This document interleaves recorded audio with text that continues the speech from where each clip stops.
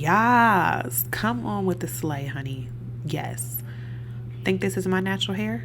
Well, keep watching to see how I achieve this look.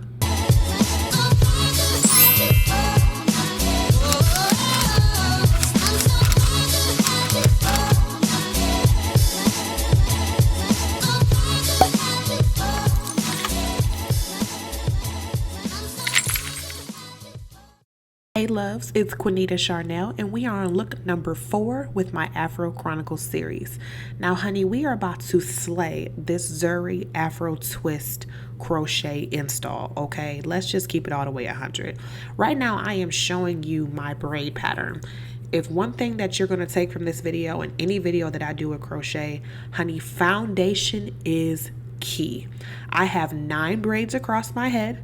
They're going straight back, and I have 2 on the side that are connected. Now, I believe I should be getting ready to turn around. Yep, there I go. Turn around and show you the back of my head. I usually do a beehive in the back, but I wanted to keep this simple and try something a little different. So I have 5 straight backs going straight back in my head, and there's my little tail that I will be tucking in, and all you have to do is just crochet that in. Now here I am showing you the hair. First we have our 10-inch, which is the longest bundle in this inch. So this is the longest bundle. Next we have the 9-inch, which is our second longest. And guys, I just can't get over this texture. It's so pretty to me. And then we have our 8-inch bundle, which is the shortest out of the package. So right now I'm just showing you what the hair is going to look like if you were to install it, or, you know, at the back of your neck. So going through all those, kind of make the decision what's best for you. What I decided to do was I wanted the 8-inch in the back, the 9-inch in the middle, and the 10-inch up front. What I was going for was this kind of asymmetrical bob almost. So that is why I chose to do it this way. Now I have seen a couple YouTubers do this, you know, the 10, the 9, and then the 8. But like I said, I wanted a specific look. Now guys, the reason I sped this up is because this is not hard. All you're going to do is the invisible method around the perimeter braids of your hair. Any braid that is closest to your neck that you're going to be able to see, that's not going to be covered up by hair, that is what you do the invisible method with. And that is exactly what I did here. I did the invisible method all around the back, then regular crochet to fill in the rest of the hair. So stay tuned. In the next clip I'm going to show you what we should be looking like.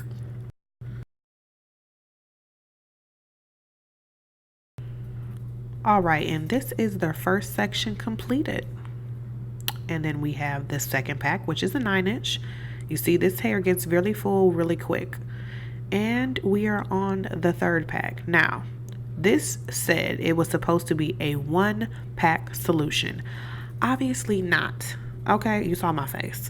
However, I will say this. I did place my crochet very, very close together. And the reason I did that is to see how full this would really get. Now here I am opening the second pack. Now, like I mentioned previously, I did place my crochet very close together. I hate having gaps in my crochet because you never know what hairstyle you're going to want to try to achieve, or, you know, updo or whatever. And I don't want, you know, a gap in the back of my head or on the side of my head. So like I said, I did place mine very close together, and had I taken greater gaps, I probably could have got away with 1 package. However, if you do bigger braids in the front, you probably could also get away with 1 package as well. Shout out to the ladies who gave me inspiration for this look, Mitch Naturally Tamed and the beautiful Southern Sophist. Thank you ladies so much for putting out content that can inspire others, because both of you ladies slayed this look, and I hope I gave you all the props that you deserve. Honey, but this is the final result. I absolutely love this hair. It is very full. It's still very natural looking. The curls, the texture, honey, I am loving all of this. And like I said, from the ladies that I got my inspiration from, I loved how full Miss Southern Sophist hair was. So that's what I kind of took from hers. And I looked up and found a lock sock in my repertoire of hair things. And then I love the way that Miss Naturally Tamed styled hers in the asymmetrical, and that's exactly what I was going for.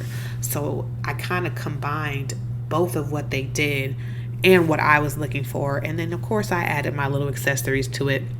and I have a shell that's connected to the very middle portion of my braid.